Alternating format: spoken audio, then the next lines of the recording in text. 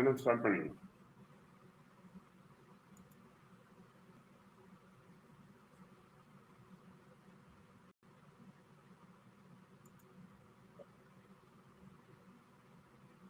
அனைவருக்கும் இனிய காலை வணக்கம்.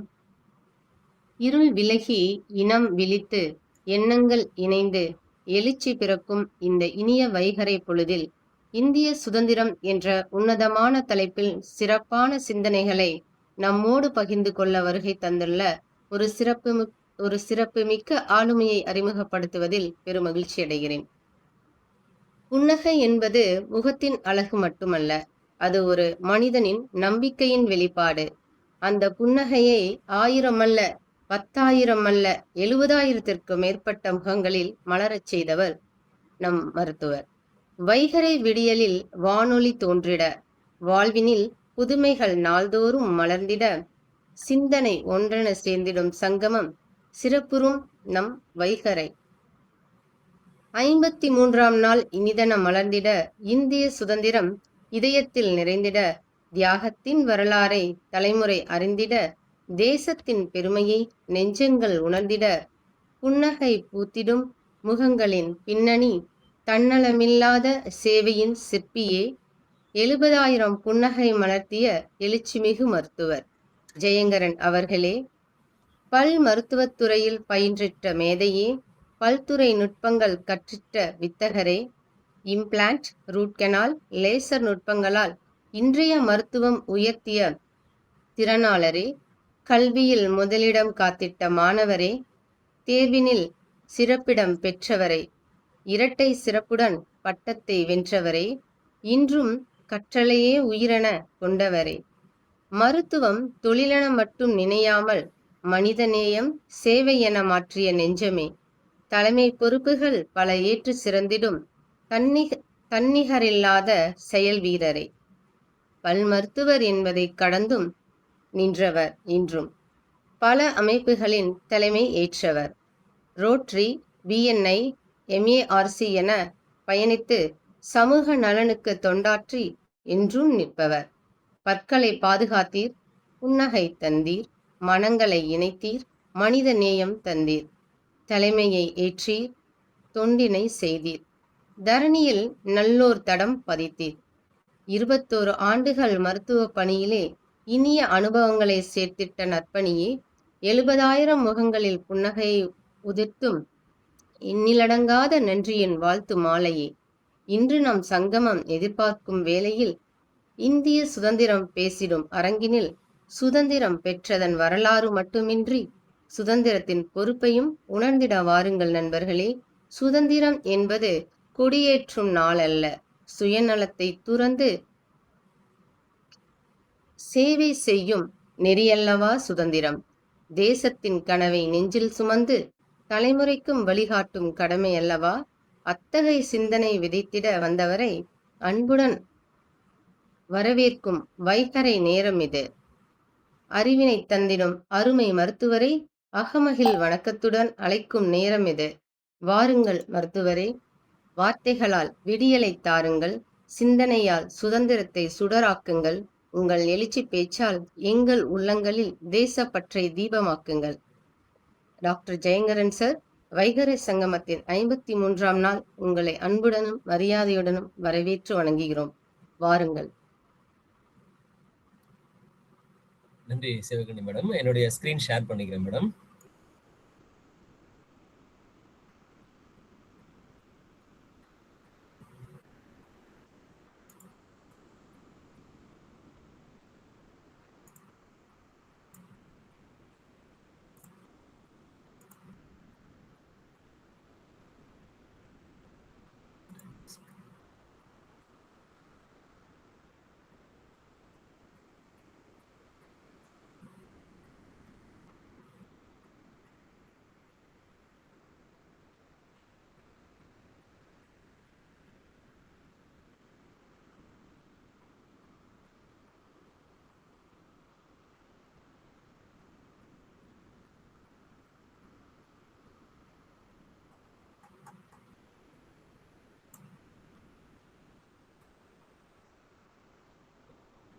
ஓகே மேடம், எனி டிஸ்டர்பன்ஸ் இருக்குங்களா?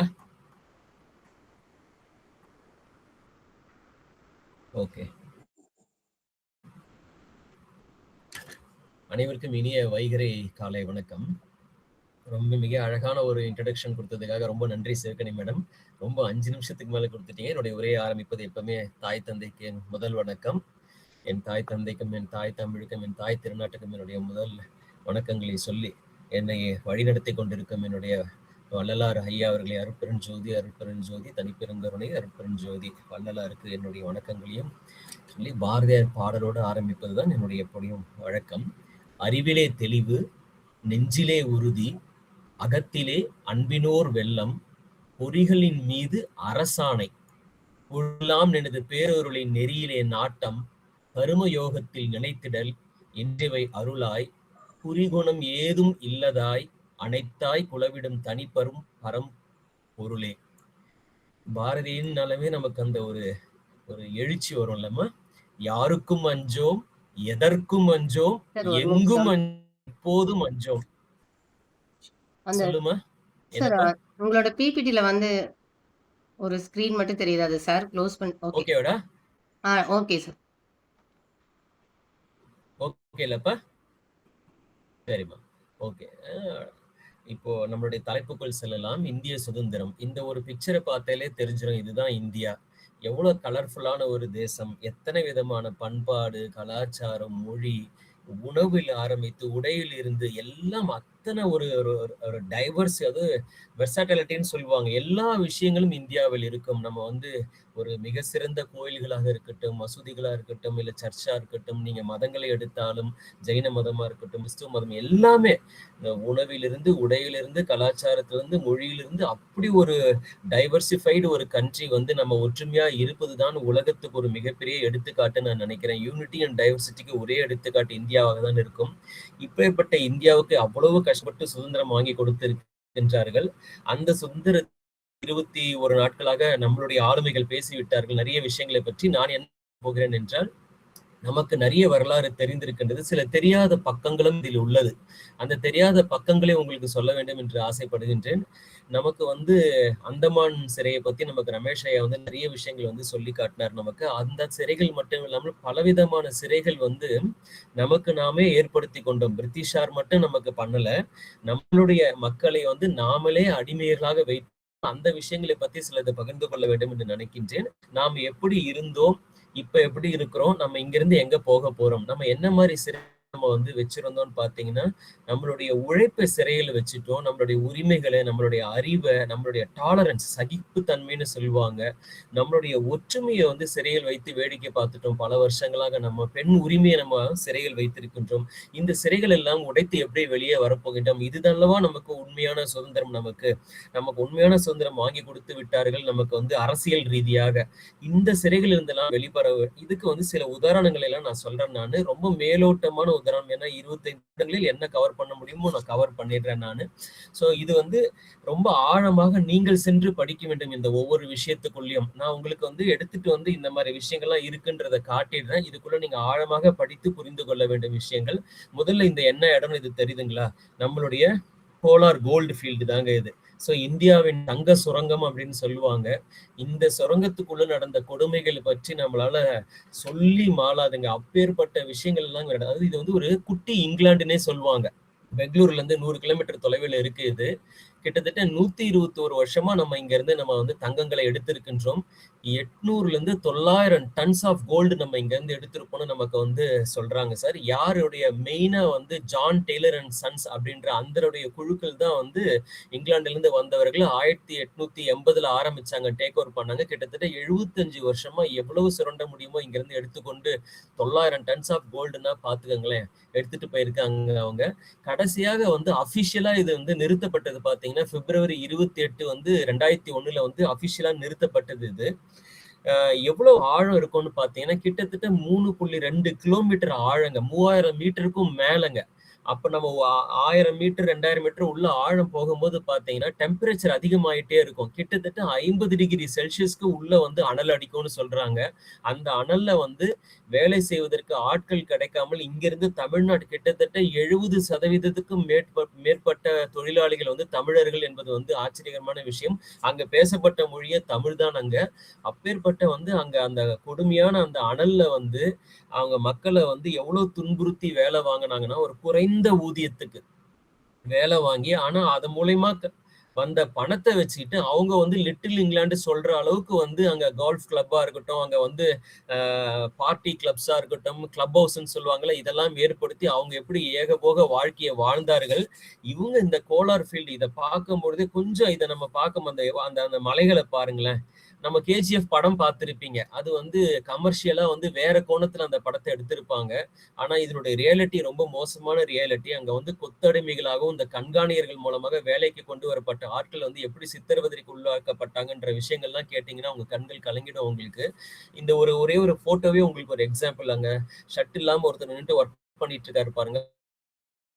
ஆழத்துல வந்து அவரு அதாவது 50 டிகிரி செல்சியஸ்ல வேர்த்து கொட்டுமாங்க. அங்க மழை 51 மில்லியன் டன்ஸ் ஆஃப் அங்க வந்து டஸ்ட் அங்க இருந்து எடுத்திருக்கிறாங்க சார். அங்க அந்த அதுல இருந்து நமக்கு இப்ப பாத்தீங்கன்னா பலாயிரம் டன்ஸ் ஆஃப் வந்து சயனைடு மலைகள் வந்து அங்க இருக்குன்றாங்க. சயனைடுன்றது ஒரு துளியே விஷம் இல்லைங்களா? அது வந்து நம்ம நிலத்தையும் நீரையும் காற்றையும் வந்து தொடர்ந்து மாசுபடுத்திக்கிட்டே இருக்கு. சோ நம்ம சுதந்திரம் வாங்கினது 1947ல. ஆனா 1956 வரைக்கும் அந்த பிரிட்டிஷ் கம்பெனி தான் இங்க இருந்து தங்கத்தை எடுத்திருக்கிறாங்க இங்கிருந்து அவங்க.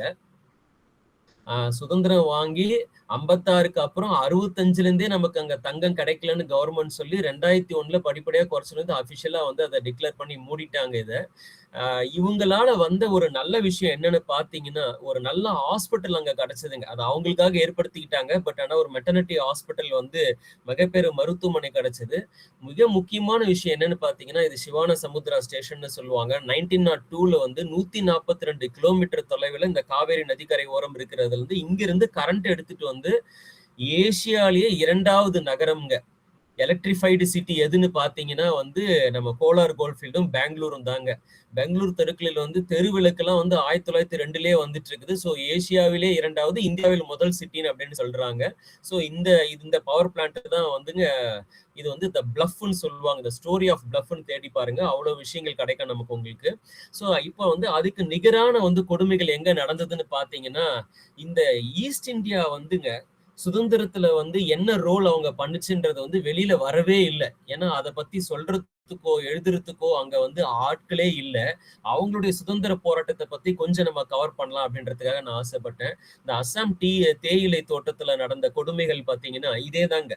பாண்டட் லேபர்னு சொல்லுவாங்க. அங்க வந்து கான்ட்ராக்ட் பாத்தீங்கன்னா ஒர்க்மேன்ஸ் பிரீச் ஆஃப் கான்ட்ராக்ட். அந்த இடத்தை விட்டு வெளியில போனாலே அது குற்றம், ஜெயில் தண்டனை உங்களுக்கு உண்டு அப்படின்ற ஒரு ஆக்ட் வந்து 1859ல பாஸ் பண்ணி அது மூலமாக வந்து தொழிலாளர்களை வந்து எங்க ஒரிசால இருந்து எடுத்துட்டு போவாங்க சார். அங்க வந்து லேபர் கான்ட்ராக்ட்ல போயிட்டு கொத்தடிமைகள் தான். அந்த இடத்த விட்டு அவங்களால தப்பிச்சு வெளியில போகவே முடியாது. அந்த மாதிரி விஷயத்த வந்து அவங்க பண்ணாங்க.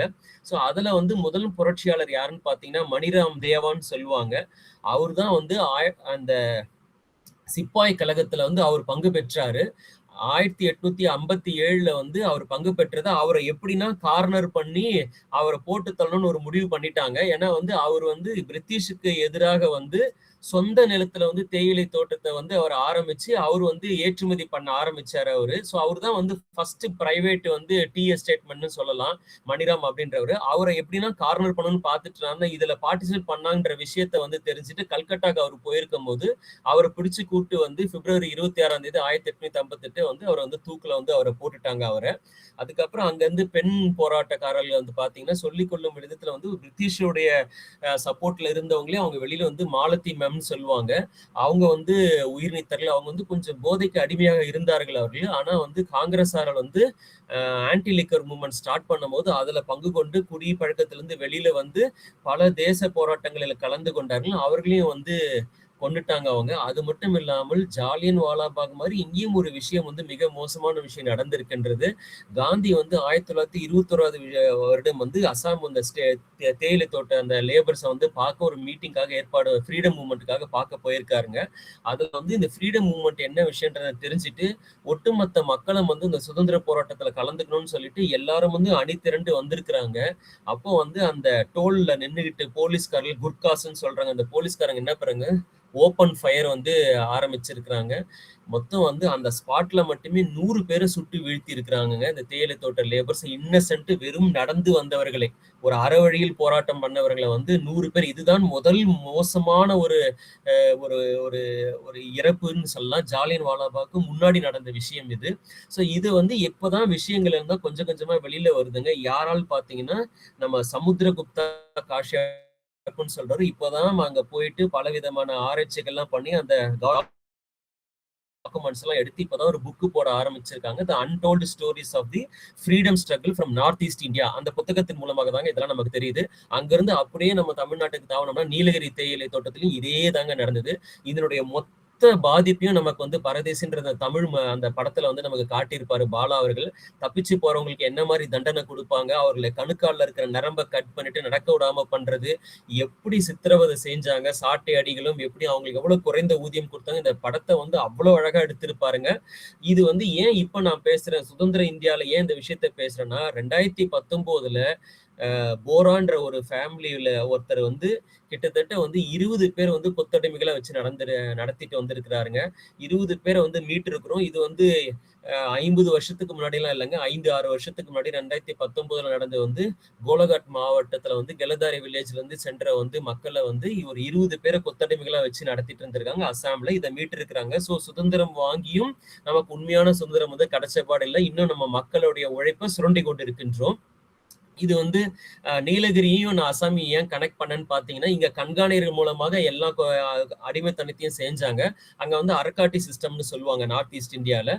இது ஸ்கிரீன்ஷாட் எடுத்துக்கோங்க. இந்த விஷயங்கள்லாம் நம்ம வந்து பேசலாம். டீடைல்டா நேரம் இல்லை. அதனால நான் அடுத்த கட்டத்துல இந்த தேயிலை தோட்டத்துல நடந்த கெடுதல் எல்லாம் தாண்டி ஒரு நல்ல விஷயம் என்ன நடந்ததுன்னு பாத்தீங்கன்னா, நம்மளுடைய நீலகிரிக்கு வந்து இப்ப டாய் ட்ரெயின் சொல்றாங்க பாத்தீங்களா. இந்த முதல் வந்து இந்த மலைப்பாதையில வந்து ஒரு கடினமான மலைப்பாதையில நமக்கு வந்து ஒரு ட்ரெயின் ஃபெசிலிட்டி கிடைச்சது. இது வந்து எதற்காகனா அங்க இருக்கிற அந்த அந்த தேயிலைகளை வந்து எடுத்துட்டு வந்து எக்ஸ்போர்ட் பண்றதுக்காக சீக்கிரமாக வேலைகள் நடக்க வேண்டும் என்பதற்காக ஒரு கூட்ஸ் ட்ரெயினா தான் அதை பயன்படுத்திட்டு இருந்தாங்க. இது 1899ஆம் வருஷமே வந்து இதை இம்ப்ளிமெண்ட் பண்ணிட்டாங்க. இது வந்து முதல்ல வந்து மேட்டுப்பாளையம் டு குன்னூர் வரைக்கும் தான் இருந்தது. குன்னூர் டி எஸ்டேட் வரைக்கும் தான் இருந்தது. அதுக்கப்புறம் இப்போ வந்து ஊட்டி வரைக்கும் அதை எக்ஸ்டெண்ட் பண்ணிருக்காங்க. இது வந்து 1908ல எக்ஸ்டெண்ட் பண்ணிட்டாங்க. ஸோ இது வந்து கெட்டதுல ஒரு நல்ல விஷயம் நடந்ததுன்னா அது அடுத்தது பாத்தீங்கன்னா இந்த அறிவு திருட்டுங்க. இதை வந்து என்னால ஏற்றுக்கொள்ளவே முடியாத ஒரு விஷயம் என்னன்னு பாத்தீங்கன்னா இந்த அறிவு திருடல் தான். அதாவது எபிஸ்டிமிசைட்னா என்ன சொல்லுவாங்கன்னா த மர்டர் ஆஃப் நாலேஜ்னு சொல்லுவாங்க சார். ஒரு 1000 வருடங்களாக திரட்டி வைத்திருந்த மொத்த அறிவையும் வந்து திருடி கொண்டு போவது, அழிப்பது, ஒரே ராத்திரியில் அழிப்பதுன்றது எவ்வளவு கொடுமை அப்படின்னா நம்ம எல்லாருக்கும் தெரியும். இந்த நலந்தா யூனிவர்சிட்டியை வந்து எப்படி வந்து எரித்தார்கள் அப்படின்னு சொல்லிட்டு சுல்தான் கில்ஜி மூலமாக நடைபெற்றதை வந்து இந்த ஒரு அத்துமீறல் நடந்து ஒரு மிக மோசமான பேரழிவுங்க. இது கிட்டத்தட்ட வந்து 9 மில்லியன் இருக்குன்றாங்க சார் புக்ஸ் உள்ள. அதாவது கையால் எழுதப்பட்ட வந்து மனுஸ்கிரிப்ட்ஸ், ஓலைச்சுவடிகள் உள்ள அந்நேரத்துக்கு வந்து 10,000 மாணவர்கள் இருந்திருப்பார்கள். 2000 வந்து டீச்சர்ஸ் இருந்திருப்பாங்க. உலகத்துல இருந்து சைனால இருந்து எங்கெங்க இருந்தோ தேசங்கள்ல இருந்து வந்து படித்து ஒரு ஆராய்ச்சிக்காக ஒரு மிகப்பெரிய யூனிவர்சிட்டி. இன்னைக்கு அஸ்ட்ரானமி சம்பந்தமா, ஜோசியம் சம்பந்தம் நீங்க எது கேட்டீங்கனாலும் உள்ள அந்த எல்லா புக்ஸும் இருந்தது. இன்னைக்கு அந்த புக்ஸ் எல்லாம் இல்ல, நம்ம கிட்ட இல்லவே இல்லை. இதெல்லாம் நம்ம எங்க போய் தேட போறோம்னு தெரியல. இந்த அறிவு பொக்கிஷத்தை வந்து அழிச்சிட்டாங்க. இது ஏன் இந்த நலந்தா எப்ப நடந்ததுன்னா இந்த 12ஆம் நூற்றாண்டுல நடந்திருக்குங்க. இப்ப இது மட்டும் ஒரு இன்சிடென்டான்னு பார்த்தா அதை விட எனக்கு ரொம்ப மனசு வலிக்கிற விஷயம் வந்து இந்த யாழ் பொது நூலக எரிப்புங்க. இது வந்து சமீபத்துல நடந்தது இல்லைங்களா. இது நம்ம காலத்துல நடந்தது. நம்மளால ஏற்றுக்கொள்ளவே முடியவே இல்லை. அது அந்த காலத்துல வந்து முஸ்லிம் படையெடுப்புல நடந்ததுன்னு சொன்னோம்னா இது யாரு பண்ணாங்க? இது ஏன் நடந்தது? இது வந்து 1981 மே 31ஆம் தேதி நடந்திருக்கின்றது. உள்ள வந்து 90,000 புக்ஸ் இருந்ததுங்க. அவ்வளோ இதுலயும் கைப்பட எழுதிய வந்து பிரதிகள் இருந்தது, ஓலைச்சுவடிகள் இருந்தது. உதாரணத்துக்கு சொல்றேனேங்க, அந்த காலத்துல வந்து யானைகளோட பேசுவதற்கான ஒரு மொழிக்கான வந்து ஒரு புத்தகம் இருந்ததுங்க. இது வந்து சமஸ்கிருதத்துல கஜ சாஸ்திரம்னு சொல்லுவாங்க, மதங்க லீலான்னு சொல்லுவாங்க. நம்மதுல வந்து யானை மொழின்னு ஒரு புத்தகம் இருந்ததுங்க. இந்த புத்தகம் இன்னைக்கு இல்ல நம்மகிட்ட. இப்ப அந்த யானையோட செய்கைகள் அது கூட எப்படி பேசுவான் யானை பாகன்னு சொல்லி தரதுக்கு இன்னைக்கு நமக்கு ஆள் இல்ல. இந்த புத்தகத்தை நம்ம எங்க போய் தேடுறது? வ.உ.சி வந்து முயற்சி பண்ணாரு. ஒரு பிரதி தமிழ்நாட்டுல இருப்பதை தெரிந்து தேடி போகும்பொழுது வேற ஒரு முக்கியமான ஒரு ஓலை சுவடி வேற ஒரு இடத்துல கிடைச்சதுன்னு சொல்லி அதை பார்க்க போனாரு. அது மிஸ் ஆயிடுச்சுங்க. நம்ம கையில கிடைக்காமயே போயிடுச்சு இந்த கஜ சாஸ்திரம்ன்றது. இதை எரிந்து போன நூலகத்தை நாங்க புனரமைச்சு கொடுத்துட்டோம்னு இன்னைக்கு வந்து ஸ்ரீலங்கா இன்னைக்கு சொல்லலாம். இன்னைக்கு இந்த கட்டடம் வேணா புதுசா இருக்கலாங்க. உள்ள எரிந்து போன அந்த ஓலைச்சுவடிகள் நமக்கு கிடைக்குமா? என்னென்ன பொக்கிஷங்கள் இழந்தோம்ன்றதே தெரியல. சோ இது வந்து நம்ம இது எவ்வளவு பெரிய வந்து ஒரு ஒரு ஆபத்தை வந்து கிரியேட் பண்ணுச்சுன்னா, அங்க இருக்கிற ஒரு பாதிரியாருங்க தன் வீட்டு மொட்டை மாடியில இருந்து அந்த எரிந்ததை பாக்குறாரு. டேவிட்ன்னு சொல்லிட்டு செயின்ட் பீட்ரிக்ஸ் காலேஜ்ல இருந்து ஆப்போசிட்ல இருந்து பாக்குறாரு. அந்த பார்த்த நொடி ஒரு ஹார்ட் அட்டாக்ல இறந்து போறாருங்க. அந்த பாஸ்டர் வந்து ரெவரண்ட் பாஸ்டர் சொல்ல. அப்ப அவரு வந்து எவ்வளவு நேசித்திருக்க முடியுமோ, அவங்க எவ்வளவு பெரிய அதிர்ச்சின்னு பாத்துக்கங்க இந்த விஷயம். இந்த நூலகத்தினுடைய பாதிப்பு அப்பேற்பட்ட பாதிப்பு இது. இத நம்மளால மீட்டு எடுக்க முடியுமான்னு தெரியல. சோ உழைப்பின் சுரண்டல், அதுல இருந்து நம்மளால வெளியில வர முடியல. அதுக்கு 2019 ஒரு எக்ஸாம்பிள் காட்டிட்டேன். இங்க அறிவு திருடல், இங்க அறிவு அழிப்பது, நாலேஜ் அழிப்பது, ஒரு இனத்தையே அழிப்பது தொடர்ந்து நடந்து கொண்டே இருக்கிறது. இங்க பக்கத்துல நமக்கு ஸ்ரீலங்கால நடக்குது. ஜாஃப்னால இந்த நம்மளுடைய தமிழ் மொழி சார்ந்த புத்தகங்கள் அழிந்தது என்பதற்காக அதை இங்க எடுத்துட்டு வந்தேன் நானு. 1989 நடந்தது. இன்னொரு விஷயம் வந்து இந்த ஹைதராபாத்ல நடந்த விஷயத்த வந்து நம்ம வந்து ஒரு டார்க் ஹிஸ்டரியாவே வைத்துக் கொண்டிருக்கின்றார்கள். நம்ம மேஜர் சாருக்குலாம் இது நல்லாவே தெரிஞ்சிருக்கும் இந்த விஷயங்கள்லாம். ஜாலியன் வாலாபாக் ஆஃப் சவுத் அப்படின்னு சொல்லுவாங்க சார். பைரனப்பள்ளி அப்படின்ற ஒரு இடத்துல வந்து நடந்த ஒரு அட்டுழியம் இருக்கு பாருங்க. ரசகார்ஸ்ன்னு சொல்லுவாங்க. இந்த நிசாம் உங்க எல்லாருக்கும் தெரியும். ஒஸ்மான் அலிகான் அவருடைய பீரியட், அவருடைய ஆட்சியில பாத்தீங்கன்னா அந்த நிசாம் ஆட்சி தான் மிக மோசமான ஒரு கருப்பு பக்கங்கள் நிறைந்த ஒரு ஆட்சின்னு சொல்லுவாங்க. அவர் வந்து அங்க இருந்த லோக்கல் ஒரு மூவ்மெண்ட் ரசகார்ஸ் மூவ்மெண்டோட சேர்ந்து இந்தியாவோட சேர மாட்டேன்னு சொல்லும் பொழுது, அங்க இருக்கிற ஹைதராபாத் மக்களை இந்தியாவோட சேர்ந்தே ஆகணும்னு சொல்லும் பொழுது அவங்களை அடக்குவதற்காக அவங்களுக்கு ஃபுல் ஃப்ரீடம் கொடுக்குறாரு. அந்த ரசாகார்ஸ் மூவ்மெண்ட்டுக்கு ஃபுல் ஃப்ரீடம் கொடுத்து அவர்கள் ஒரு தனி போலீஸ் அமைப்பை ஏற்படுத்தி பைரண்டப்பள்ளின்ற கிராமத்துக்குள்ள பூந்து உள்ள இருக்கிற மக்களை வந்து கண்மூடித்தனமாக சுடுறாங்க சார். அவங்க எல்லாம் வந்து பாத்தீங்கன்னா இந்த மட் ஃபோர்ட், அங்க போட்டோல நான் காட்டியிருக்கேன் பாத்தீங்களா, அது வந்து ஒரு மட் ஃபோர்ட். இது காலங்காலமாக அந்த ஊரில் இருக்கு. உயிர் பிழைப்பதற்காக எல்லாரும் அந்த ஃபோர்ட்டுக்குள்ள போய் ஒளிஞ்சுக்கிறாங்க. அதையும் போய் தாக்குறாங்க. அது இருக்க அந்த ஓட்டைகள்லாம் பாத்தீங்கன்னா அந்த சுடுபட்ட ஓட்டைகள் தான் அதெல்லாம். ஒரே ஒரு சர்வைவர் இருக்கிறாருங்க, 90 வயசு. அவருடைய கை பாத்தீங்கன்னா அந்த உடஞ்சி போன கை க்ளோஸ் அப் ஷாட்ல காட்டியிருப்பேன். அந்த கை வந்து குண்டடிப்பட்ட அந்த கை தாங்க. அவருக்கு வந்து இப்ப அந்த கை வந்து 360 டிகிரி சுத்தும். அந்த மாதிரி வந்து தொங்க ஆரம்பிச்சிருச்சு அவரு. அந்த ஊர்ல இருக்க மொத்த பேரையுமே சாவடிச்சுட்டாங்க. தோட்டாக்களை மிச்சம் பண்ணணும்ன்றதுக்காக ஒருத்தர் பின்னாடி ஒருத்தர் நிக்க வச்சு நெஞ்சுக்கு நேரா நெஞ்சு மேலேயே கண்ணை வச்சு சுடுறது. ஒரே புல்லட்ல வந்து 3 பேரை வந்து சாவடிக்கிறது. ஏன்னா தோட்டாக்கள் வந்து அன்னைக்கு கம்மியா இருந்ததுக்காக இப்படி எல்லாம் பண்ணி கொடுமை பண்ணி சாவடிச்சிருக்காங்க. இது வந்து தெரிந்து இது வந்து நம்மளுடைய கவர்மெண்ட் கிட்ட போயிட்டு ஆபரேஷன் போலோன்னு சொல்லிட்டு ஆரம்பிக்கிறாங்க. ஸோ 1948 வந்து ஆகஸ்ட் மாசம் வந்து செப்டம்பர் மாசம் உள்ள போறாங்க. உள்ள போயிட்டு இந்த கொடுமைகள் எல்லாம் தெரிஞ்சுக்கிட்டு உள்ள பூந்து 5 நாள்ல இந்த பிரச்சனையை முடிக்கிறாங்க. 5 நாள்ல. ஸோ செப்டம்பர் 13 ஆரம்பிக்கிறாங்க. 18ஆம் தேதியே வந்து நம்ம கவர்மெண்ட் வந்து ஏர்ஃபோர்ஸ் மூலமாகவும் ராணுவத்தின் மூலமாகவும் அந்த ரசாகார்ஸ் எல்லாம் ஒழிச்சு நிசாம வந்து சரண்டர் பண்ண வச்சுட்டு இந்தியாவோட இணைச்சிடுறாங்க.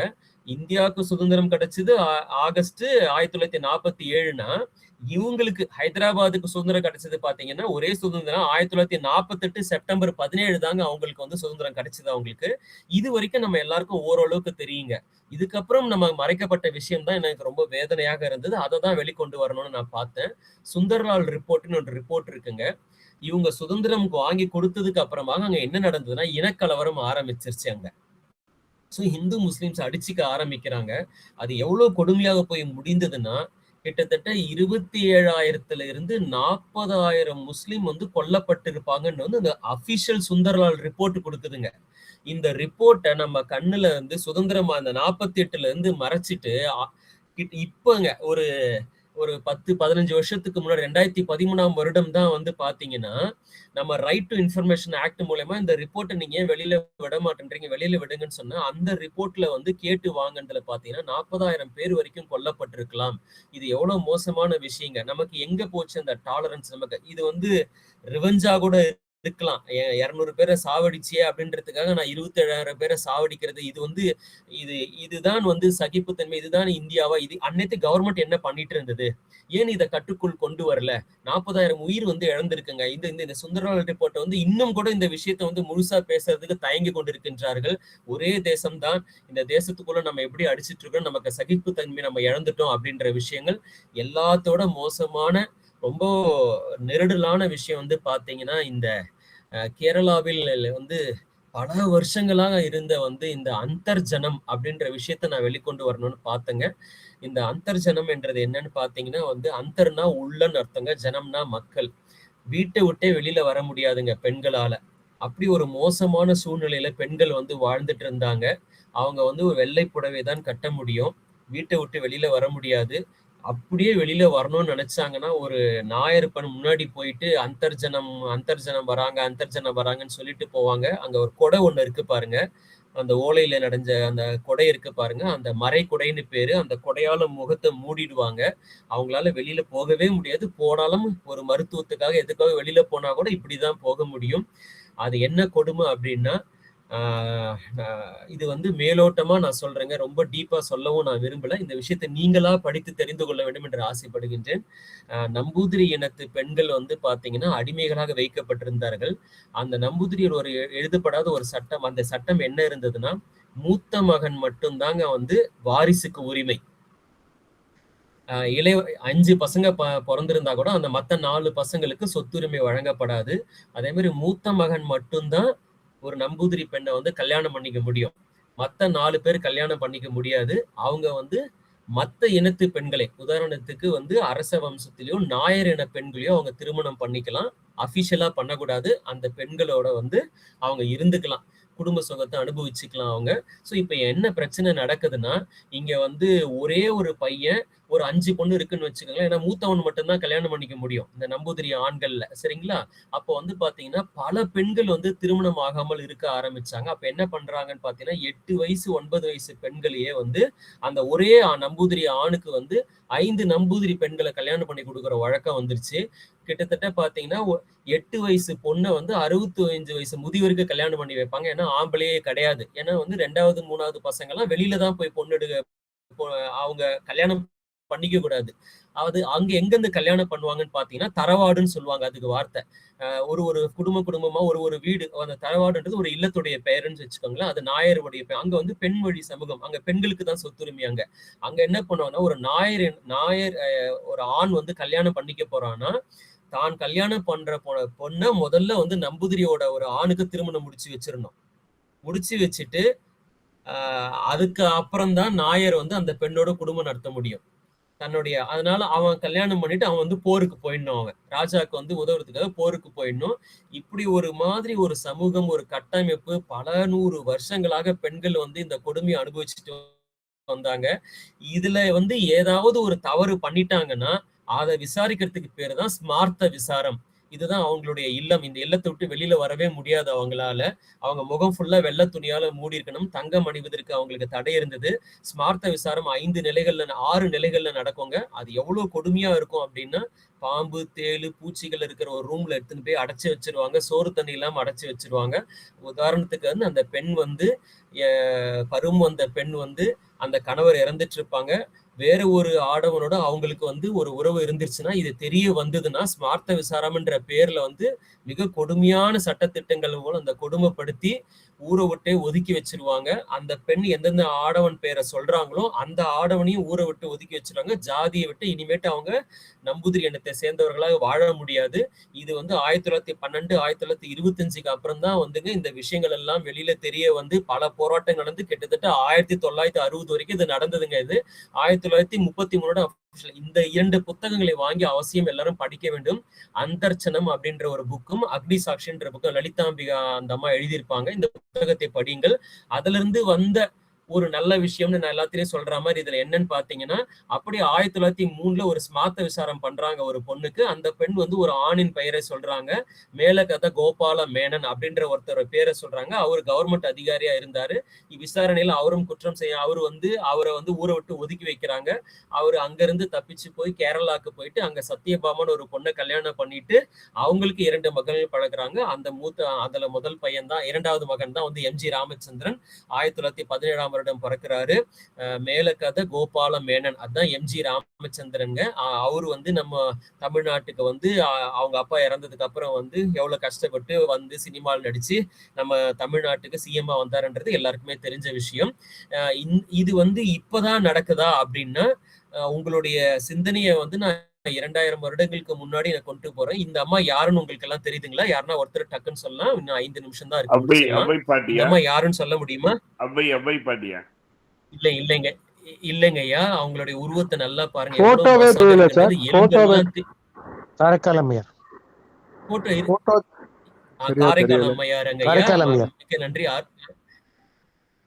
காரைக்கால் அம்மையார், ஆமாங்க ஐயா. எலும்பெல்லாம் தெரிஞ்சு அந்த அம்மா ஏன் பேய் உடம்பு எடுத்துக்கொள்ள வேண்டும்? இதை யோசிங்க.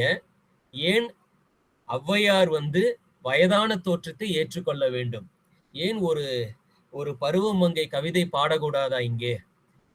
ஏன் வயதான தோற்றத்தில் பேய் உருவம் எடுத்துதான் நான் சமூக சேவைக்கு வர வேண்டுமா? இந்த பார்வை உங்க பார்வைக்கே நான் விட்டுறேங்க. இதை பத்தி ஆழமாக நம்ம பேசுவோம். அங்க இருந்து வந்திருக்கோம். அப்படிப்பட்ட அடிமைத்தனத்தெல்லாம் தாண்டி, அந்தர்ஜனத்தெல்லாம் தாண்டி வீரமங்கை வேலு நாச்சியார் எப்படி பாரதின்னு சொல்லும் போது ஒரு எழுச்சி வருதோ, குயிலின்னு சொல்லும்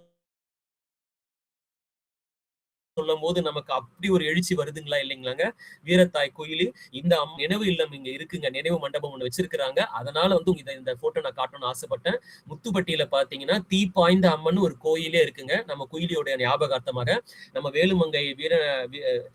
வேலுமங்கைக்காக ஏற்பட்ட மணிமண்டபத்துல வந்து பாத்தீங்கன்னா நம்மளுடைய குயிலிக்கு ஒரு நினைவு சின்னம் வந்து வச்சிருக்கிறாங்க. நினைவு மண்டபம் கட்டுறது ப்ரொபோசல் ஜெயலலிதா அம்மா சொன்னாங்க. இன்னும் அதை செய்யாம இருக்கிறாங்க. செஞ்சிருவாங்க. அங்கிருந்து வந்து நம்மளுடைய சுதந்திரத்துல வந்து எவ்வளவு ஈடுபட்டு நம்ம சுதந்திரத்துக்காக போராடிய வந்து ராணி லட்சுமி பாய் இருக்கட்டும், சரோஜினி நாயுடு, கஸ்தூரிபாய் காந்திரன் நிறைய பேர் இருக்கிறாங்க. சோ இவங்களெல்லாம் மீறி குடும்பம், பாரம், இப்படி பல கட்டமைப்புகள் வந்து உடைத்து பெண்கள் வெளியில வந்து முதல் ஒலிம்பிக் மெடலை வாங்கினதே வந்து நம்ம கர்ணம் மல்லேஸ்வரி தானுங்க. அதுவும் இது ஆண்கள் டாமினேட் பண்ற ஒரு உலகத்துக்குள்ள வெயிட் லிப்டிங்குள்ள வந்து அந்த அம்மா சாதனை பண்ணுது. லேசுபட்ட விஷயம் இல்ல.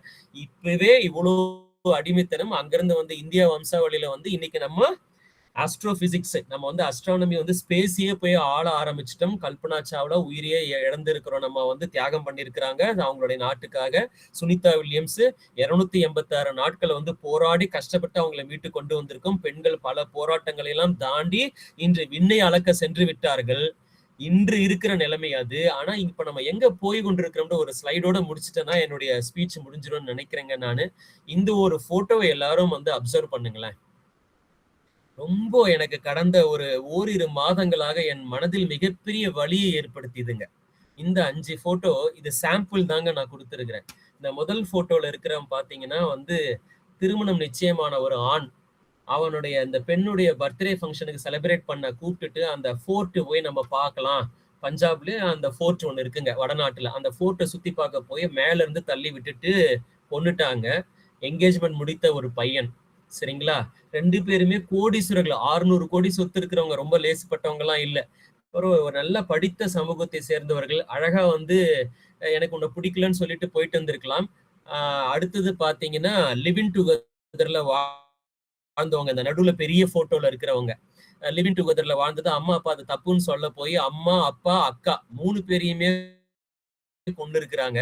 இந்த பக்கம் பாத்தீங்கன்னா என் வீட்டுக்காரர் 1.5 லட்சம் ரூபாய் லாபம் சம்பாதிக்கும் வெங்காய வியாபாரி எனக்கு பிடிக்கவில்லைன்னு சொல்லிட்டு பிரியாணியில வந்து தூக்க மருந்து கொடுத்து அவரை வந்து சாவடித்தது.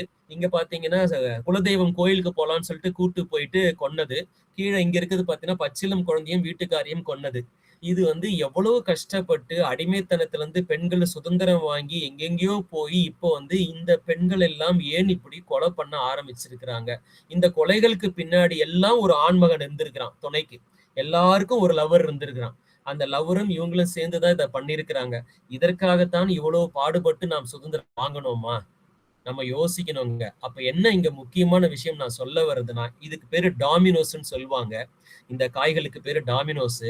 இதுக்கு டாமினோ எஃபெக்ட்னா, ஒரே ஒரு காய் தள்ளி விட்டுட்டோம்னா, மொத்த காய்களும் கீழ விழுந்துருங்க. அப்போ ஒரே ஒரு தனி மனிதன் தவறான வழியில் சென்று விட்டான் என்றால், இந்த தேசம் விழுந்துவிடும். தனி மனிதன் ஒழுங்கா இருந்தாதான் குடும்பம் ஒழுங்கா இருக்கும். குடும்பம் இருந்தாதான் கம்யூனிட்டி, கம்யூனிட்டி இருந்தாதான் சிட்டி, சிட்டி இருந்தாதான் மாநிலம், மாநிலம் இருந்தாதான் கண்ட்ரி, கண்ட்ரி ஒழுங்கா இருந்தாதான் இந்த தேசம். சோ ஏன்னா இந்த ஒவ்வொரு மனிதனால் ஏற்பட்டதாங்க இந்த இந்தியான்ற இந்த தேசம். அப்போ ஒரு மனிதன் தவறு செஞ்சால் அது தேசத்தை வந்து அவன் பிரதிபலிக்கிறான், தேசத்துக்கே கெட்ட பேர் அது. அதனால தனி மனித ஒழுக்கம் தான் இங்க முக்கியம் என்று சொல்லி முன்னோர்கள் நடந்த பாதையில் நாம் நடந்து செல்ல வேண்டும். நாம் செல்லும் தூரம் இன்னும் நிறைய இருக்கு. இந்த நாள்ல வந்து ரத்தம் சிந்தி உயிர் தியாகம் சிந்தி நமக்கு சுதந்திரம் வாங்கி கொடுத்த எல்லாம் வந்து ராணுவ வீரர்களுக்கெல்லாம் ஒரு ராயல் சல்யூட் வைத்து என்னுடைய உரையை முடித்துக் கொள்ள விரும்புகின்றேன். முப்பத்திருவல் முனைவேல் காக்க, செப்பிய நாவை செவ்வேல் காக்க. அனைவருக்கும் வாய்ப்பு கொடுத்த அனைவருக்கும் நன்றி கூறி விடைபெறுகிறேன். நன்றி, வணக்கம்.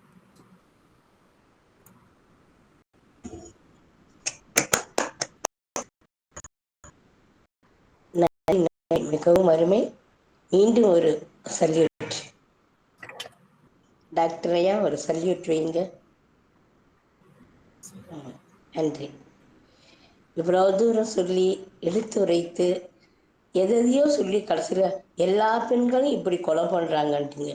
எல்லாருமே இல்லை, ஒரு சிலர் தான் மனிதாபிமானத்துடன் இருக்கிறார்கள். ஆனால் சுதந்திரத்தை யாரும் பேணி காக்க வேண்டும் என்பது உங்களுடைய கருத்து.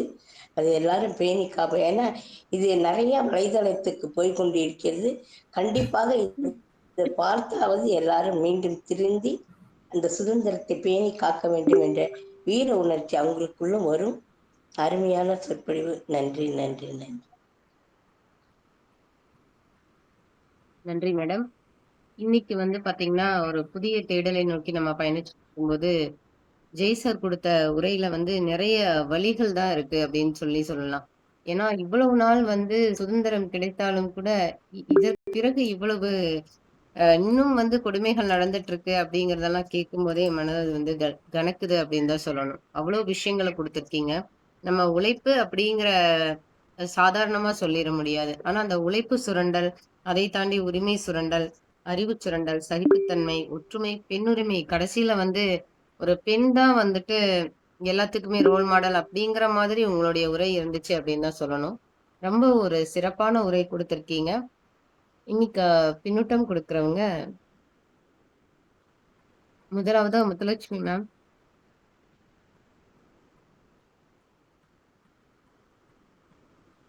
Ma'am Lakshmi Narayanan sir okay, rice பரவாயில்ல, பண்ணிருக்காங்க. நீங்க குடுக்கலாம் மேம். உங்களுக்கு பரவாயில்லையா? Okay okay okay, thank you ma'am. Jayakiran sir நன்றி. ரொம்ப ஸ்பெஷல் பிரசன்டேஷன். ரொம்ப வித்தியாசமான ஒரு பெர்ஸ்பெக்டிவ். எப்படி இருந்தது, இப்போ எப்படி இருக்குது, இதுக்கு அந்த அந்த அந்த இதை ஷோ பண்ணது வந்து ரொம்ப வித்தியாசமா இருந்தது அந்த பெர்ஸ்பெக்டிவ. அதுவும் அந்த சுரண்டல்கள்ல வந்து நம்ம இது வரைக்கும் பார்க்காத நிறைய சுரண்டல்களை காமிச்சீங்க. எந்த மாதிரி எல்லாம் சுரண்டி இருக்காங்க, எவ்வளவு உழைப்பை போட்டு அந்த உழைப்பை எப்படி சுரண்டி எடுத்திருக்காங்க அப்படின்னு ஏகப்பட்டது இந்த பிக்சரோட காமிக்கும் போது நிச்சயமா அதெல்லாம் வந்து இன்னும் நிறைய நம்ம அதை பத்தி படிக்கணும் அப்படிங்கிற ஆர்வம் ஏற்பட்டிருக்கு. நீங்க சொன்ன அந்த புக்ஸை கண்டிப்பா வாங்கி படிக்கணும், அந்த கேரளால உள்ள இந்த இதெல்லாம் பாக்குறதுக்கு அதெல்லாம் தோணுச்சு. கடைசியா நீங்க சொன்ன அந்த விஷயம் வந்து ரொம்ப மனதை பாதிச்சுது. அதுல வந்து எனக்கு தெரிஞ்ச ஒன்னே ஒரு பாயிண்ட மட்டும் சொல்லி முடிச்சுக்கிறேன். இது நடந்திருக்குது. இதுல இதுல உண்மையும் இருக்கு, ஒரு சில பொய்களும் கலந்தும் இருக்கலாம்னு தான் சொல்றேன். இருக்குன்னு சொல்ல தெரியல. இப்ப எல்லா உண்மைகளிலும் சில பொய்களும் கலந்திருக்கும் இல்லையா, அந்த மாதிரி. பட் அது உண்மையோ பொய்யோ அதனால தப்பு தப்பு தான். அது ஒண்ணு. அந்த மாதிரி அதுக்கு வந்து மூல காரணமா இருக்கிறது வந்து மீடியா தான் சார். அந்த மீடியாவுல உட்கார்ந்து ஃபுல் அண்ட் ஃபுல் வீட்டுல உட்கார்ந்து அப்படியே சீரியல் பாக்குறேன்னு எந்த சீரியலை பார்த்தாலும் அதுல எதை கலக்கலாம், எதை கொடுக்கலாம், இதுதான் சார். எதுலயாவது வந்து ஒரு நல்லவங்களாவே காட்ட மாட்டாங்க. இப்படியே பார்த்து பார்த்து கெட்டவங்களாவே காட்டி காட்டி காட்டி அவங்க மனசுல விஷத்தை விதைக்கிறது வந்து மீடியா. அந்த மீடியாவை எடுக்கிறது வந்து ஆண்களும் இருக்காங்க, பெண்களும் இருக்காங்க. சோ மொத்தத்துல அதை பேன் பண்ணாலே எல்லாமே சரியாயிடும் அப்படிங்கறதான் என்னோட கண்ணோட்டம். அவங்க காமிச்சாலும் நம்ம வந்து சுயமா ஒழுங்கா இருக்கணும் அப்படிங்கிறது பெண்களுடைய கண்டிப்பான ஒரு அவேர்னஸா இருக்கணும் பெண்களுக்கு அப்படின்னு அதையும் கேட்டுக்கிறேன். Thank you sir. Completely different perspective. Very very nice. Thank you so much. Thank you Muthulakshmi ma'am. அடுத்ததா ரமேஷ் சார், உங்க பின்னூட்டத்த குடுக்கலாம் சார். Thank you Sivagani madam. இன்னைக்கு ஒரு அருமையான கவிதையோட உங்களோட இன்ட்ரொடக்ஷன் பண்ணது ரொம்ப சூப்பராக இருந்தது. நல்ல கவிதை. சுதந்திரம் அப்படின்ன உடனே அந்த ஒரு தேயிலை சம்பந்தமாக அந்த தொழிலாளர்கள், சுரங்கத்தில் தொழிலாளர்கள், அவங்கள பற்றிலாம் சொல்லி எவ்வளோ பெயின்ஃபுல்லான விஷயமா இருந்தது அந்த நேரேட் பண்ணுற விஷயம். அது மாதிரி நம்ம நிறைய சுரண்டல்கள் போயிடுச்சுன்னு சொன்னோம். நிறையா சுரண்டிருக்காங்க நம்ம வளர்த்த. மெயினாக அந்த கஜசாஸ்திரம்னு ஒரு புத்தகம், எவ்வளோ பெரிய அந்த காலத்தில் அதை எழுதி ஒரு கம்யூனிகேஷன் ஒரு இதுவாக பண்ணி, அப்போ இது வந்து நமக்கு தெரிய வந்தது ஒன்றா இருக்கும். அந்த மாதிரி எத்தனை பொக்கிஷங்கள் அதெல்லாம். ஒரு பெரிய புக்குங்கிறது மிகப்பெரிய பொக்கிஷம் நமக்கு எல்லாருக்குமே தெரியும். இதெல்லாம் வந்து ரொம்ப அநியாயமாக இருக்குது. அப்படிதான். பட் அதுலேருந்து மீண்டுட்டோம் அப்படின்னு நான் நினச்சிட்டு இருக்கேனே தவிர, பட் இன்னும் மீளலை. இன்னும் யாரோட பிடியிலையோ ஒரு பெரிய என்ன எலிவாயிலேருந்து வெளியில் வந்து புலிவாயில மாட்டியிருக்க மாதிரி இன்னும் பல தடைகளில் தான் நம்ம இருக்கிறோம். சுதந்திரத்துலேருந்து வரல அப்படின்னு டோட்டலாகவே ஒரு டிஃப்ரெண்ட்டான ஒரு உரை. ரொம்ப நல்லா இருந்தது சார். டாக்டர் சார் ரொம்ப மெனக்கிட்டு இருக்கிறீங்க அப்படின்னு சொல்லணும். ஸோ ஒரு உரைக்கு இந்த அளவுக்கு நம்ம ஒர்க் பண்ணால் தான் நம்மளோட தலைப்பு ஃபுல்ஃபில் ஆகுங்கிறதும் என்னோட வேண்டுகோளாக வச்சுக்கிறேன். ஒரு தலைப்புக்கும் இவ்வளோ ஒர்க் பண்ண வேண்டியிருக்கும். நம்ம பண்ணால் தான் இந்த ஒரு 1/2 மணி நேரம் இத்தனை பேருக்கு யூஸ்ஃபுல்லாக இருக்கும். நன்றி. தேங்க்யூ. நன்றி ரமேஷ் சார். அழகான பின்னூட்டம் குடுத்திருக்கீங்க. உங்கள் வாழ்த்துக்களுக்கும் நன்றி. அடுத்ததா லட்சுமி நாராயணன் அண்ணா, உங்க பின்னூட்டம் குடுக்கலாம். அன்பிற்கினிய வைகரை செல்லம் அன்பு உறவுகளுக்கு அதிகாலை பொழுது வணக்கங்கள். எனது இனிய நண்பர் ஜெயகரன் அவர்களுடைய உரை, இந்த தலைப்பில் நான் என்ன பேசப் போகிறேன் என்றுதான் அவர் இந்த மாதத்திலிருந்தே போன மாதத்தின் இறுதியிலிருந்தே சொல்லிக் கொண்டிருந்தார். ஆனால் இவ்வளவு விவரமாக தர முடியும் என்பது அவருக்குள் இருந்திருக்கக்கூடிய விஷயம். அதை இன்று அருமையாக வெளிப்படுத்தியிருக்கின்றார். இதுவரை நாம் பேசிய பேச்சாளர்களின் பக்கங்களில் புரட்டப்படாத பல புதிய பக்கங்களை அவர் புரட்டி எடுத்திருக்கின்றார். குறிப்பாக இந்தியாவிற்குள், அதாவது நம் சுதந்திர போராட்ட தியாகிகள் வீரர்களை பற்றி நிறைய பேசிக் கொண்டிருந்தோம். ஆனால் கண்ணுக்கு தெரியாமல் தங்கள் உயிர்களை இன்னுயிரை பிரிட்டிஷாரின் அடக்குமுறைக்கு, அவருடைய பண கொள்ளைக்கு, செல்வ கொள்ளைக்கு பலியான எத்தனையோ எண்ணற்ற முகம் தெரியாத ஊமையாக போன அந்த ஊமை ஜனங்களின் வாழ்க்கையை இங்கு எடுத்துரைத்திருக்கின்றார். அவர்களெல்லாம் பார்த்தீங்கன்னா இந்த மண்ணுக்கு உரமாகி போனவர்கள். கடுமையான பணி சூழலில் அவர்களை சித்திரவதை செய்து அவர்களிடந்து எவ்வளவு உறிஞ்சி எடுக்க முடியுமோ அவ்வளவு பணிகளையும் உறிஞ்சி எடுத்துக்கொண்டு அவர்களை நிர்மூலமாக்கிய அந்த பிரிட்டிஷ் கும்பலையும், மோசமான சில பழக்க வழக்கங்கள், சட்ட திட்டங்களை எல்லாம் வைத்து கண்டும் காணாமலும் இருந்து பல பேரை காணாமல் அடிக்க செய்த அவருடைய கொடும் செயலையும் இங்கே நமக்கு எடுத்துரைத்திருக்கின்றார். நிச்சயம் பாத்தீங்கன்னா அதிகம் பேச முடியல. ஏன்னா துக்கம் தொண்டை அடைக்கும் விதத்தில் பல நினைவுகள் போகின்றது. குறிப்பா இந்த பரதேசி படம் எல்லாம் சொன்னார். உண்மையாலுமே ரொம்ப மோசமா இருக்கும் பாலாவுடைய டைரக்ஷனு. நிறைய பேர் அப்ப மிகைப்படுத்தி எடுக்கப்பட்ட ஒரு இது நிறைய சொன்னாங்க. அதுவும் குறிப்பாக இந்த கிறிஸ்டியானிட்டி கம்யூனிட்டி மதமாற்றம் செயல்களை செய்பவர்கள்லாம் இதெல்லாம் மிகைப்படுத்தப்பட்டது, ஆச்சா பூச்சான்னு அப்ப நிறைய விமர்சனங்கள்லாம் சரி சொன்னார்கள். அதையெல்லாம் உண்மை அல்ல. அதையெல்லாம் தாண்டி பல கொடுஞ்செயல்கள்லாம் இந்த நாட்டில் நடந்திருக்கின்றது.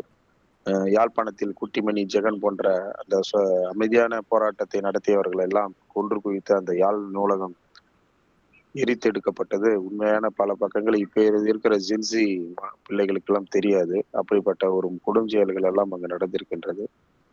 பல விஷயங்களை இன்று தொட்டு காட்டியிருக்கின்றார். பேசுவது என்று சொன்னால் நிறைய பேசலாம்.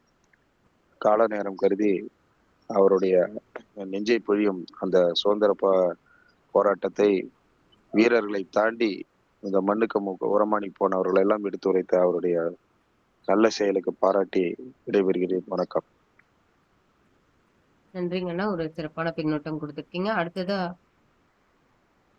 Vivek sir, welcome. Thank you Sivagani ma'am. Jayakaran sir, Jayakaran Karuna sir, இந்த ஒண்டர்ஃபுல் ப்ரெசன்டேஷனுக்கு முதல்ல ஹேட்ஸ் ஆஃப் டு யூ. தமிழில் ஒரு வார்த்தை அடிக்கடி நான் உபயோகப்படுத்துவேன், கனபரிமாணம் அப்படின்னு சொல்லிட்டு. டென்சிட்டி ஆஃப் த கான்டென்ட் அடிக்கடி எனக்கு மேஜர் சார் சொல்லிக் கொடுப்பார். So it's not a content content அப்படின்வார். ஸோ இன்னைக்கு ரொம்ப செறிவூட்டப்பட்ட கான்டென்ட்டை கொண்டு வந்து இப்படியும் என்கேஜ் பண்ண முடியுமா அப்படின்ற ஒரு சாம்பிளை நீங்கள் காமிச்சிட்டீங்க. நான் மேக்ஸிமம் ஏதாவது ஒரு வேலை பண்ணிக்கிட்டே வீடியோ ஆஃப் பண்ணிவிட்டு இந்த ஒரு 1/2 hour 45 minutes யூட்டிலைஸ் பண்ணிக்கணும்னு நினைக்கிற ஒரு ஆள். ஆனால் அது மாதிரி இல்லாமல் இந்த கான்டென்ட்டில் இம்ப்ரெஸ் ஆகிட்டு நான் ஸ்டார்ட் பண்ணி நிறைய வார்த்தைகளை இது பண்ணிடுறேன். இந்த டாமினன்ஸ் எஃபெக்ட்னு சொன்னது, தரவாடுன்றது சொன்னது, அது மாதிரி நிறைய விஷயங்களை ஷார்ட்டஸ்ட் ஸ்பேன் ஆஃப் டைமில், அதாவது ரொம்ப டென்சிட்டி ஜாஸ்தியான, அதாவது ஒரு 1000-2000 வருஷத்தோட ஹிஸ்ட்ரியை சில வார்த்தைகள் மூலமாக டீகோட் பண்ணிடுறது. இந்த கண்ணதாசன் பாட்டு எழுதுவார், அந்த மாதிரி 3 அடி மண் கேட்டான் வாவனன் உலகிலே அப்படின்னும் போது ஒரு பெரிய ஹிஸ்ட்ரியான ஸ்டோரியை கம்ப்ரஸ் பண்ணி கொடுத்துருவார். அந்த மாதிரி நீங்கள் கொடுத்துருந்தீங்க. ஸோ ஸ்கூலுங்களுக்கும் காலேஜஸ்க்கும் ட்ரைனிங் எடுத்து பீப்புளை ஃபஸ்ட்டு என்கேஜ் பண்ணணும், அப்புறமா தான் எம்பவர் பண்ணணும், அதுக்கப்புறம் தான் என்ஜாய் பண்ணுவாங்கன்ற ஒரு மைண்ட் செட்லேயே நம்ம தளத்துக்கு வர்றதால வர ப்ராப்ளம் இதுன்னு நான் உணர்றேன்.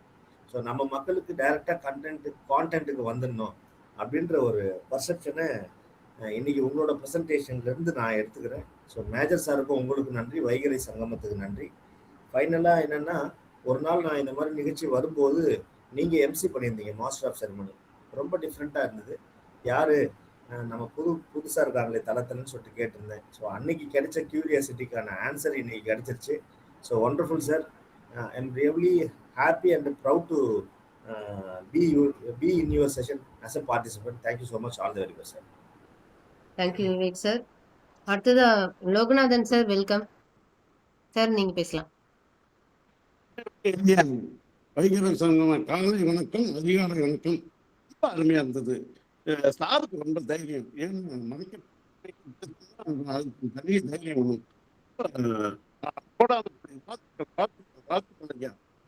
பாரதமே என் அருமை, பாரதமே பூரடிமை, தீர்மட்டு போரிடுவோம் அன்னையினானை. தாயகமே என் இனிமை, தாயகமே உரிமை, காப்பதற்கு போரிடுவோம் தந்தையினானை. இமயத்தில் வட எல்லை, குமரியில் தென் எல்லை, வீட்டுக்கு உறுப்பினரை அடிமைகள் இல்லை. இந்தியா ஜிந்தாபாத்,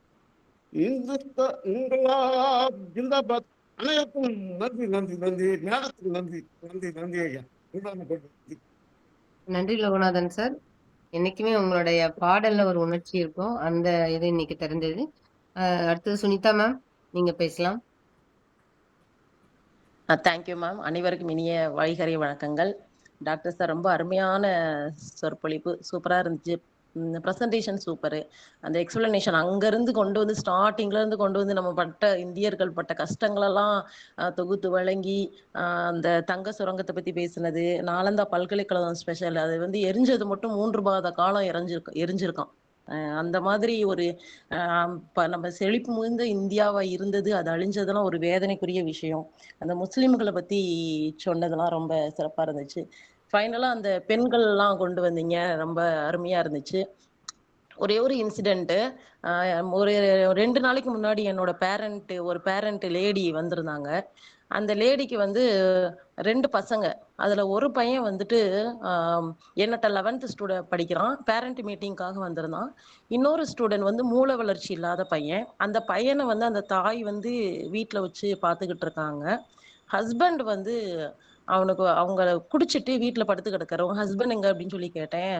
டெய்லியும் குடிச்சிட்டு வீட்டில் வந்து படிச்சுக்கிட்டு வரான், ஏதோ ஒரு கூலி வேலைக்கு போயிட்டு அடுத்து தூங்கிடுவாராம் வீட்டுல. இந்த தாய் என்ன செய்யறாங்க அப்படின்னா, இந்த 11th ஸ்டூடெண்ட் பையனை படிக்க வைக்கிறாங்க. மூளை வளர்ச்சி இல்லாத பையனை வந்து அந்த மண்டபத்துல போயிட்டு இலை அள்ளுவாங்க. சாப்பிட்றோட இலையெல்லாம் அள்ளி இந்த தாய் வந்து இந்த 2 குழந்தைங்க வளர்க்குது. அதுக்கப்புறம் வந்து அந்த அம்மா ஃப்ரீயா இருக்கிற டைம் என்ன செய்யும் அப்படின்னா பாசி கோர்க்குமா. ஒரு அமௌண்ட் ஆஃப் பாசி. ஏன்னா அந்த மூல வளர்ச்சி இல்லாத பையனை விட்டுட்டு அந்த அம்மாவால என்ன செய்ய முடியாதான், வெளியில போய் வேலை செய்ய முடியாது. அதனால பாசி கோர்க்குமா. பாசி வந்து ஒரு அமௌண்ட் ஆஃப், அந்த பாசி கோர்த்தோம்னா 75 ரூபாய் கிடைக்குமா. 2 டப்பா பாசி கோர்க்குமா 150 ரூபாய் கிடைக்குமா. சோ வந்து இந்த மாதிரி பெண்களும் நம்ம நாட்டுல வந்து நிறைய பேர் வந்து ஒரு போராட்டத்தை, நம்ம சுதந்திர போராட்டத்துக்கு ஈக்குவலா வீட்லயும் போராடிட்டு இருக்காங்க அப்படின்ற ஒரு கருத்தையும் தெரிவிச்சுட்டு விடைபெறுகிறேன் சார். நன்றி. நன்றி சுமிதா மேம். உண்மையாலுமே இந்த மாதிரி செய்திகள்லாம் கேட்கும்போது, அதாவது நிறைய மனிதர்கள் நம்மளுக்கு தெரியாம, நமக்கு கண்ணுக்கு தெரியாம எத்தனையோ பேர் வந்து அவங்களுடைய உழைப்பையும் தியாகத்தையும் கொடுத்துட்டு தான் இருக்காங்க அப்படின்னு சொன்னா அது மிகையாகாது. ஸோ அந்த வகையில இன்னைக்கு வந்து சாரோட உரை ரொம்ப சிறப்பா இருந்தது. வேற யாராவது பின்னூட்டம் கொடுக்கறனா கூட இன்னும் ஒரு 2 நிமிடம். நீங்க ஒரே ஒரு ஒரு நிமிடம். ஒரு நமது விஷயம் இணையம்னு நம்ம நினைச்சுக்கிட்டு இருந்தோம். நான் கூட இது நமது இது வந்து இணையம் இல்ல, இது ஒரு இயக்கம். நல்லதை நாடும் உலகும் நோக்கி செல்ல வேண்டும் என்ற எண்ணங்கள் நிறைந்த நமது இது வந்து ஒரு இயக்கம். அது மாதிரி உருவாகிட்டு வருது. இறை அருளால நம்மளால் இயன்றது. யாரோ ஒருத்தர் மூலையில ஒருத்தர் நம்மளால இன்று ஒரு சின்ன சிரிப்பு சிரிச்சா போதும், இன்னைக்கு நான் வந்து ஏதோ நான் செஞ்சிருக்கேன், அந்த மாதிரி போற இதுக்கு இறையருள் வேண்டி தம்பின்னு நான் சொல்லலாமான்னு நான் அன்போட நினைக்கிறேன். இறையருள் நிறைந்த வாழ்த்துக்கள். அவ்வளவுதான் சொல்ல முடியும். எனக்கு வேற எதுவும் சொல்ல தெரியல. நன்றி. லக்ஷ்மி சார் நீங்க பேசுங்க. இல்ல நீங்க க்ளோஸ் பண்ணீங்க, டைம் ஆயிடுச்சு. Okay sir. ஜெயகிரன் சார் உங்களுக்கான ஏற்புரை 1 நிமிடம். நன்றிம்மா. வாழ்த்து சொன்ன அனைத்து நல்லுள்ளங்களுக்கும் என்னுடைய நெஞ்சார்ந்த நன்றிகள். தங்கம்மா எல்லாருக்குமே நான் சொல்ல விரும்புறது வந்து, ஒரு நல்ல ஒரு கிண்ணத்து பால்ல வந்து ஒரு சொட்டு சைனைடு விஷம் விழுந்தாலும் விஷம்தான். நான் ஒரு மருத்துவர் இல்லைங்களா. நான் என்ன யோசிக்கிறேன் அப்படின்னா, எல்லா உரிமையும் இருக்கும் பொழுது ஒருவனை கொல்வதற்கு யாருக்கும் உரிமை இல்லை. இன்னொரு உயிரை கொல்றது பாவம்னு நான் நினைக்கிறேன். அந்த கொல்ற அளவுக்கு ஏன் மனநிலை மாறுச்சு, முளையிலேயே கிள்ளிடணும்னு நான் நினைக்கிறேன். அப்போ வந்து இங்க வந்து மொராலிட்டி வந்து தவறிட்டே இருக்கீங்க. அந்த மொராலிட்டியை நம்ம திருப்பி பூஸ்ட் பண்ண வேண்டிய இடத்துல நம்ம இருக்கிறோம். ஸோ உயிர்கொலை வந்து செய்யவே கூடாது. எந்த ஒரு சிங்கமும் இன்னொரு சிங்கத்தையோ, ஒரு யானை இன்னொரு யானையோ அனாவசியமா கொள்ளாத ஆன மனிதன் கொன்று கொண்டு இருக்கின்றான். இந்த தனி மனித சுதந்திரம் வந்து நம்மளுக்கு உயிர் வாழ்றதுன்றது அடிப்படை சுதந்திரம். இந்த சுதந்திரம் முதல்ல ஒரு மனிதனுக்கு வேணும். ஒரு நம்பிக்கை, குடும்பத்திலேயே அந்த நம்பிக்கை இல்லைன்னா வேற எங்க வரும் அப்படின்றதான். ஒரு ஆணும் பெண்ணும் சேர்ந்துதான் கொலை பண்ணியிருப்பாங்கன்னு சொல்லியிருப்பேனே தவிர தனியாக ஒருவரை. என் வலி மனதில் வந்து 2000 வருஷமா ஒரு பேய் உருவம் எடுத்துதான், ஒரு வயதான ஒரு உருவம் எடுத்துதான் வந்து பாடணுமா ஒரு கவிதையை. எங்க சிவகணி மேம் பாடலையா இப்போ? அப்போ வந்து அந்த உரிமை கூட அவங்க சுதந்திரம் இல்லையா அந்த காலத்துல அப்படின்ற ஒரு வழிதான். இது வெறும் பெண்களை சார்ந்து மட்டும்தான் இந்த மொத்த பிரசன்டேஷன் ரெடி பண்ணியிருந்தோம். அப்புறம் தான் நான் எல்லாத்தையுமே மாத்தி சரி எல்லா விஷயங்களையும் சொல்லி எடுத்துட்டு வந்து தனி மனிதனை முடிச்சேன். ஸோ உங்க எல்லாருக்கும் பிடிச்சிருக்கும்னு நினைக்கிறேன். என்னால முடிந்த சில விஷயங்களை சொல்லியிருக்கேன். இதுக்குள்ள போய் படிங்க, நிறைய விஷயங்கள் உங்க எல்லாருக்குமே தெரிய வரும். வாய்ப்பு கொடுத்த அனைவரும் நன்றி கூறி விடைபெறுகிறேன். நன்றி, வணக்கம். நன்றி சார். ஒரு சிறப்பான உரை. அதை தாண்டி நீங்க சொல்வது நிச்சயமான உண்மை அப்படின்னு தான் சொல்லணும். ஒரு மனிதன் சரியா இருந்தா கடைசியா கொண்டு போய் சொன்னீங்க பாத்தீங்களா, உலகம் சரியாக இருக்கும் அப்படின்னு சொல்லிட்டு. ஒரு மனிதன் வழிகாட்டியாவும் இருக்கலாம், வழி கொடுக்கக்கூடிய ஆளாவும் இருக்கலாம் அப்படின்னு தான் சொல்லணும். ஏன்னா அந்த மாதிரி இருக்கக்கூடாது அப்படிங்கறதுக்கான இன்னைக்கு ஒரு பிரசன்டேஷன் அப்படின்னு தான் சொல்லணும்.